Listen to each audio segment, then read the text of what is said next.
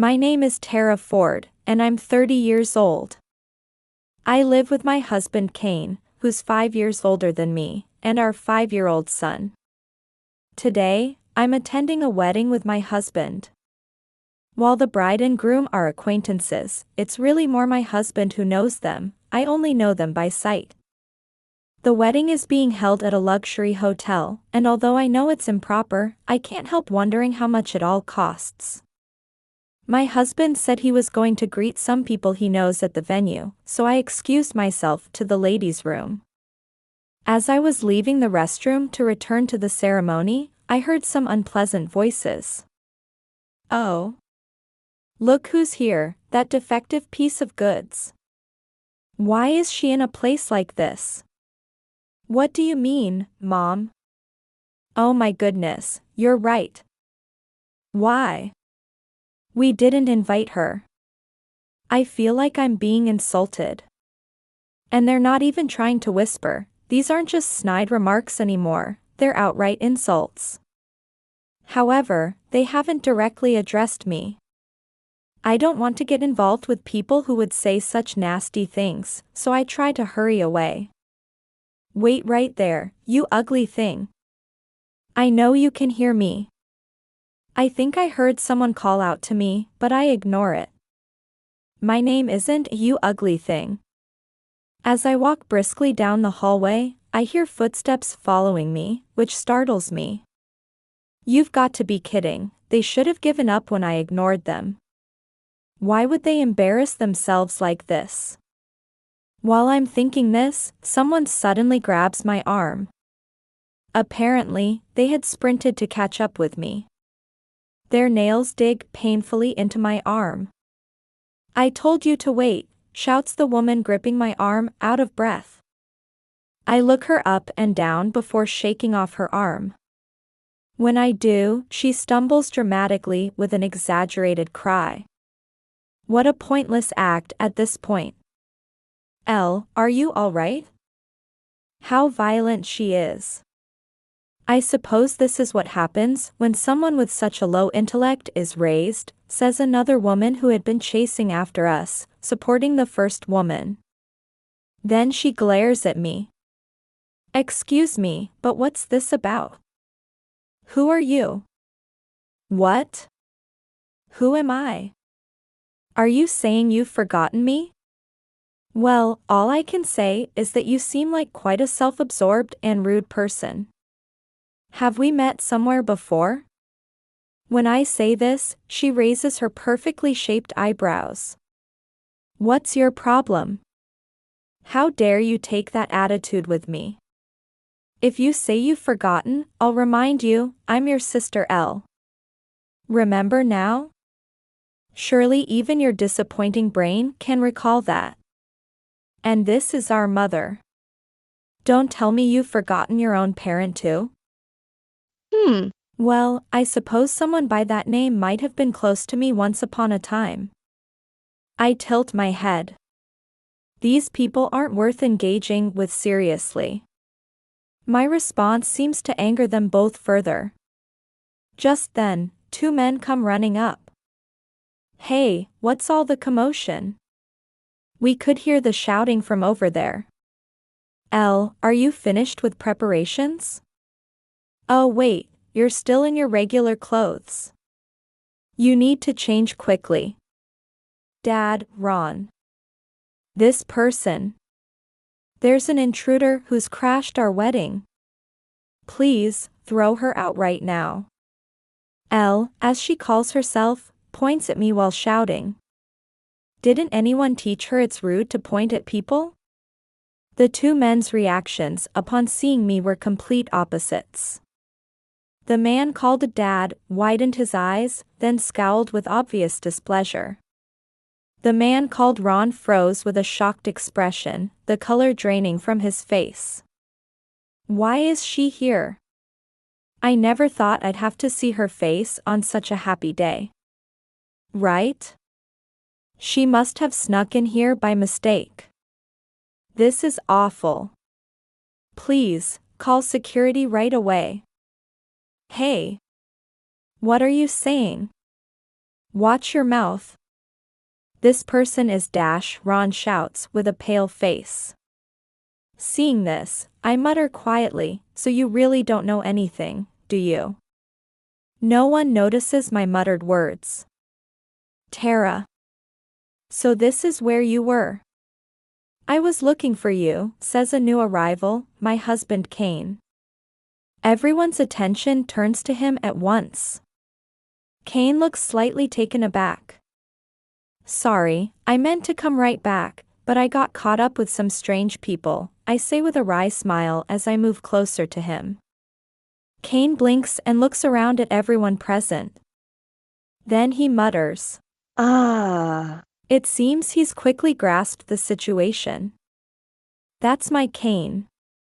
Elle, who had been staring at Kane in admiration when he suddenly appeared, quickly switches back to glaring at me when I stand beside him. The two called father and mother still wear confused expressions, as if they haven't fully processed the situation.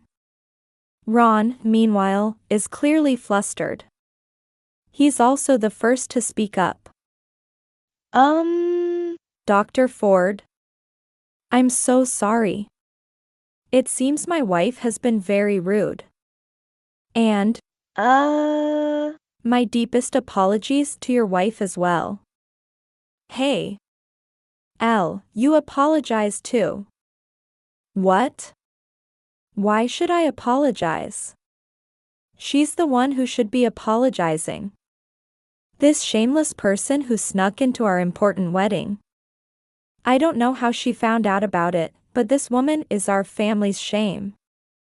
We threw her out of the house long ago, and we were supposed to never see her face again. What? Family, you say? He seems surprised by this word and looks back and forth between Elle and me. The man and woman called father and mother quickly jump in to explain. Oh, I'm sorry, Ron. You see, we have a good-for-nothing eldest daughter. She's such an embarrassment we couldn't even bring ourselves to mention her. Well, we threw her out of the house 9 years ago. Really, I wonder how she found out about Elle's wedding. Showing up here like this, what could she be planning? She's not trying to ruin Elle's wedding, is she? That's right. She was a foolish daughter who couldn't even get into college, just a useless defect. She wasted her time with part-time jobs after graduation and lazed around the house being nothing but a nuisance. She was quite the parasite. We should be thanked for taking care of her through high school. The insults keep coming. However, I had long since given up on this family and had learned to gracefully ignore all manner of verbal abuse. Yes, technically, these people are my family. That's what the family register says. However, my parents doted on my sister, who is 6 years younger than me, and I was completely neglected from the time I could remember. My father's family had been doctors for generations and ran a medical clinic.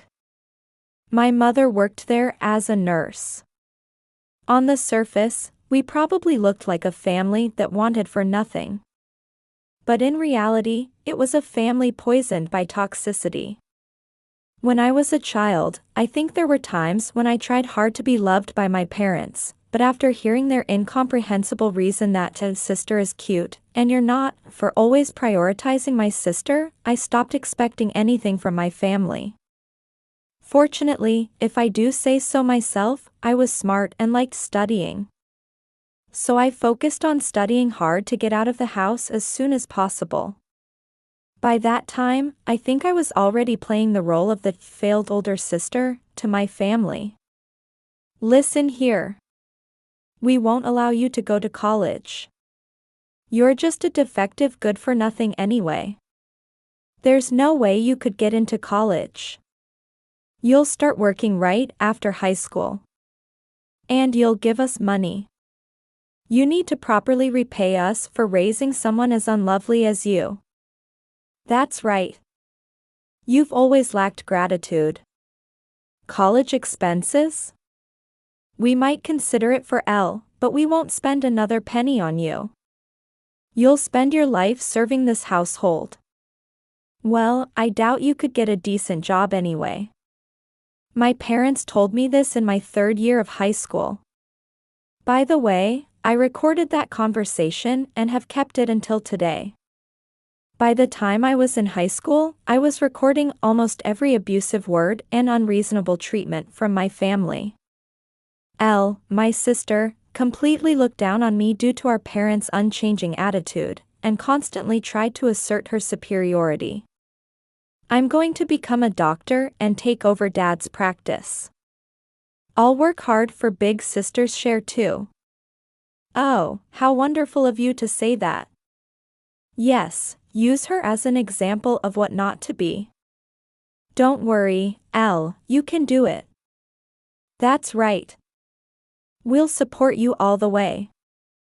Unlike your sister, L, you're truly our pride and joy.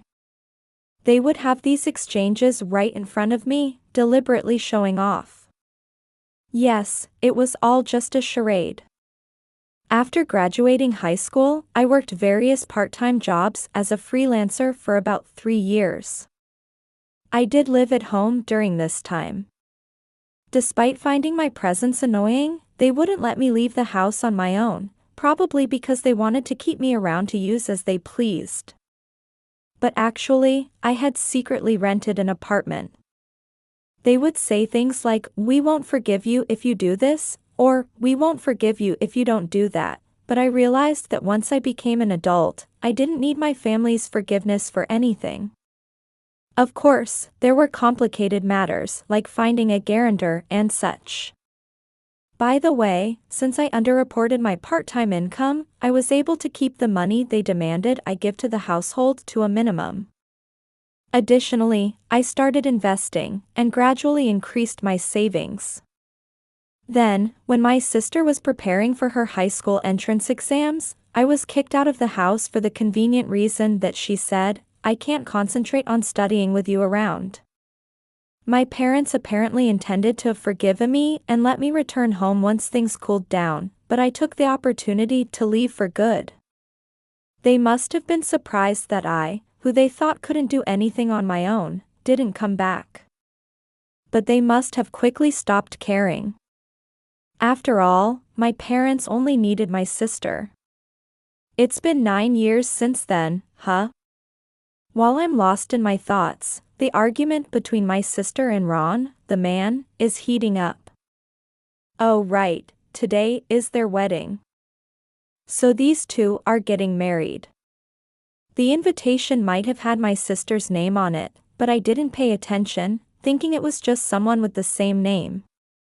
That's how irrelevant this family had become to me. I'm telling you. Why are you defending that woman? I've been saying she's an intruder all along. Her presence here is making the air foul. Throw her out. And I've been telling you. I invited them to this wedding. You checked the invitation list with me, didn't you? They've already checked in at reception. They're proper guests. Anyway, apologize for being so rude earlier. The two argue back and forth. Is it really okay for them to be fighting like this before the wedding ceremony? While I'm thinking this, my father suddenly catches my eye and has a moment of realization. Could he be the son of Ford General Hospital? What? Ford General Hospital, that huge hospital. You mean the director's son? At these words, my mother's eyes widen. Huh? Hospital director's son? Their attention, my parents', my sister's, and her husband's, all focuses on us at once. Kane gives a slight bow. How do you do? I'm Kane Ford. This is my wife, Tara. Hello, I also bow slightly and smile sweetly. Indeed, Kane's parents are both excellent doctors who run a long-established large hospital. Kane is their heir. He himself is a promising doctor who never stops improving his skills. My parents gape and open and close their mouths like fish as they watch me smile with perfect elegance. My sister's husband quickly jumps in. Oh. What a coincidence that Dr. Ford's wife is my wife's sister. This makes us family. Dr. Allen, thank you for seeing our son the other day. I cut off his words. This man, Alan Ron, who is becoming my sister's husband, is also a doctor. He works at a university hospital and recently examined our son who hasn't been feeling well lately. That's the extent of our relationship. Although it seems Kane has had various professional interactions with him before. Apparently, Alan admires Kane. How is your son doing? Based on my examination, he needs immediate treatment. Please, come to our hospital for initial testing and dash. Well, we decided to get another opinion afterward. You know how important second opinions are, right? As I continue with a sweet smile, he freezes completely. It seems Alan sees my son as a VIP patient. That's why he's so desperate to treat him at his hospital. However, it's not pleasant to have a patient, especially my own son, viewed as a cash cow. I reject him with a smile. Then, there's a derisive snort. What's this? Are you trying to get back at us? Just because you're a high school graduate, you think you're something special for catching a doctor husband? How stupid can you be? Just because you married the heir to a big hospital doesn't make you any more important. Your education level hasn't changed, your thinking is so shallow.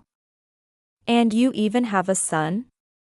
How pitiful for a child to have such a defective person as a mother.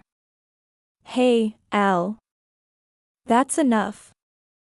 This whole time. They're blood relatives, aren't they? Why do you keep saying such things? Alan hurriedly tries to stop her. However, Elle glares at him. She absolutely believes everything she says is right. Suddenly, Kane turns to me and asks, Tara, are these people really your family? No, they're not family at all. After all, family doesn't suddenly yell at you for unreasonable things, or withhold food for a day just for spilling a little on the table, or give me hand-me-downs from who knows where while giving my sister brand-name dresses and laughing at the comparison, or throw away my study materials saying, you're stupid anyway, so you don't need these. They don't ruin textbooks by soaking them in water, right? So these people aren't family anymore. You're right. Family doesn't throw you outside barefoot in winter for not lending a book to your sister, or lock you in a storage shed in summer calling it discipline. They don't sell your belongings without permission or say to your face that they'll work you like a slave for life. Even the neighbors noticed something was wrong with how the clinic treated the sisters differently, suspecting abuse, and stopped bringing their children to a clinic where parents would treat their child that way. I'm surprised nobody reported them for child abuse back then. Now their business is suffering because of it, but they haven't even realized why. It's really something else. During our matter-of-fact exchange revealing the awful treatment I received in the past, Alan is staring wide-eyed. And my parents are surprised too, surprised that their daughter who left home long ago knew about their clinic's declining business. By the way, this information came from my in-laws' investigation. My in-laws are very sympathetic about the treatment I received and get even angrier about it than I do. They're kind people. And Kane is the same way. They had been investigating my parents' clinic thinking it might be useful someday, for revenge, perhaps. Hey! Stop telling lies. We never did any of that. It's your fault for being a failure. Ron. Don't believe what this woman says. My sister shouts defiantly, but I think it's too late. Alan was looking at her with disgust. If only she hadn't chased after me when I tried to ignore her and leave, this wouldn't have happened.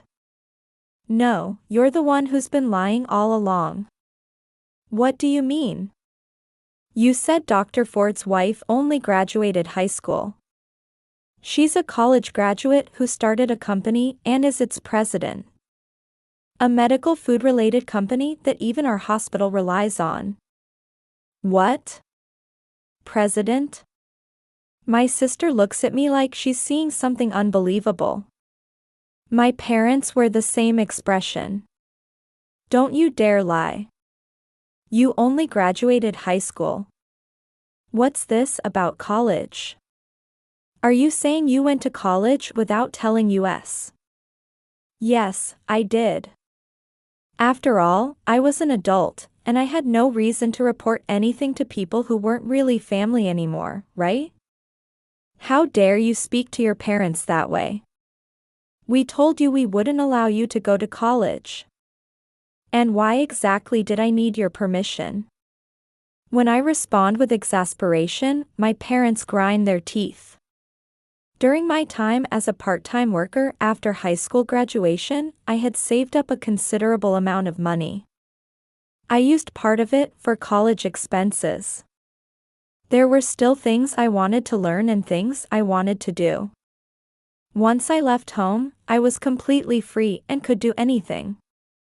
I met my current husband during college while I was starting my company. Thinking back on it makes me nostalgic again. Meanwhile, my sister was muttering something with a pale face. It's a lie. Because this one was a defective failure, a useless older sister who couldn't do anything on her own. I thought she must have died in a gutter somewhere after being thrown out of the house. But instead, she even went to college and now she's a company president? And she caught the heir to a big hospital. Why? I was supposed to be the one who would definitely be happier. Why? Why are you more successful than me? Why do you look so happy? I wonder why. Maybe because I kept working hard without becoming bitter, even while receiving unreasonable treatment from my family? Well, I guess I was pretty lucky too. I said this while looking back at my sister. Then I dropped a bombshell. By the way, I heard you actually dropped out of middle school, is that true? With those words, the atmosphere froze completely. The former family members and Alan all went rigid. What? What are you suddenly talking about? Who dropped out of middle school? My sister's nerve to talk back is impressive, even now. Actually, I heard from our kind aunt who's always been good to me. After I left home, you got complacent, thinking you could easily get into any prestigious school, and didn't study at all. Then you showed up on exam day and turned in almost blank papers. Of course, you failed. Then you threw tantrums at home and became a shut-in. You only started going out recently. That was after our parents introduced you to Dr. Allen as a suitable marriage partner, and only then did you finally break out of being a shut-in. As I speak, Alan's face grows increasingly stern. In contrast, my parents and sister lose more and more color. The aunt who told me this is a distant relative on my father's side. She's a gossip who somehow always knows everything and tells me about it. Though we'd only met 2 or 3 times when I was little, she always looked out for me and even became my guarantor. You. Stop spreading lies. My sister tries to object with a trembling voice, but I ignore her and continue. Also, you're supposedly working as a medical office clerk at the family clinic, but that's a lie too, isn't it? You don't actually have any qualifications and are just working as an odd jobs helper, right? They can't assign specialized work to someone without qualifications. I'm glad to see they retained at least that much ethical sense. Stop it. Those are all lies. Everything you're saying is a lie. Is that so? Well, I'm just telling you what I've heard. Whether you believe it or not is up to you. When I say this, my sister whirls around to face Alan. His expression is filled with suspicion, confusion, and disgust. Elle, you told me and our parents that you graduated from a famous women's university, then got your qualifications and were helping at the family clinic, right? Was it all lies? Academic fraud? This is fraud. You deceived me. That's not true, Ron. Don't believe what this woman says. Ron, you're my husband, right? Believe me. Then tell me the name of just one professor from the university you attended. When Alan presses her like this, my sister freezes. That's not relevant now. Oh no. Then I'll call one of the professors from the department you claim to attend right now. They're acquaintances of my parents. They know me, their son, and we socialize as families. I'll ask if there was ever a student named Elle. Alan says this while reaching for his smartphone. Stop it. There's no need for that. If you would just believe me, that should be enough. My sister lunges for Alan's phone, snatches it, and slams it to the floor. Don't try to verify anything. Just believe me. Then she grinds the phone further with her heel. Her expression is demonic. Alan is clearly put off, and my stunned parents hurriedly try to stop my sister. Other wedding guests and venue staff gather, drawn by the commotion. It's turned into quite a scene. The fact that it feels like someone else's problem must be because I no longer feel any family connection to them. My family is just my husband and son. Well, shall we go home? We've given the wedding gift. We've fulfilled our social obligation, right? Are you sure you're done? Tara. My husband implicitly asks if I've said everything I wanted to say, if I'm done with my revenge. I answer with a bright smile. I don't care anymore. Let's go home. Oh, let's stop by the cake shop in this hotel on our way out. I want to try their super luxury cake. Sure. Let's go. Let's buy some cake to take home. Laughing together, we leave the wedding venue. Sometime later, I heard that Alan was sued for exaggerating diagnoses to patients and charging excessive medical fees. Then my parents came seeking my help. Though of course, they didn't have my contact information. I heard they showed up at my husband's hospital, making a scene demanding to see me and my husband. Listen here. You, the wife of this hospital's heir. She's our daughter. Let us see her right now. You can contact the heir through this hospital, can't you? We're in trouble here. She's family, so she has to help us. We're just asking her to repay us for raising her. That's right. I never thought she'd be useful, but I guess it was worth raising her. Who would have thought she'd catch an even better husband than Elle? We're this son's in-laws.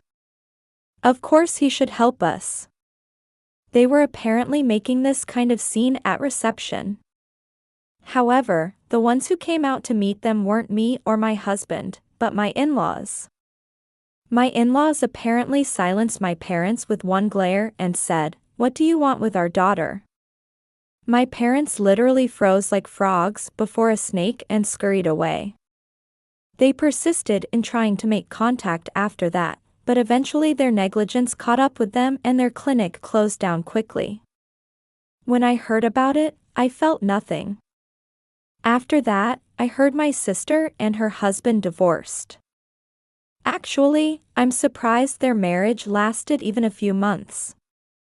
Perhaps Alan getting sued and fired from the hospital was the final straw. My sister started making misguided efforts to ensure she would definitely be happier than me. First, she got involved with a married doctor more than 20 years her senior, trying to catch a better husband than mine. However, the affair was quickly discovered, and there was a scandal when the doctor's wife demanded compensation. My sister apparently turned to our parents for help, but they turned on her and disowned her as a family disgrace. I don't know what happened to my sister after that. I heard various things, that she started working at nightclubs and her body was breaking down, that she became homeless, but I had no interest anymore. My parents are apparently looking for places to work as a doctor and nurse, but no hospital will hire a couple their age, approaching retirement.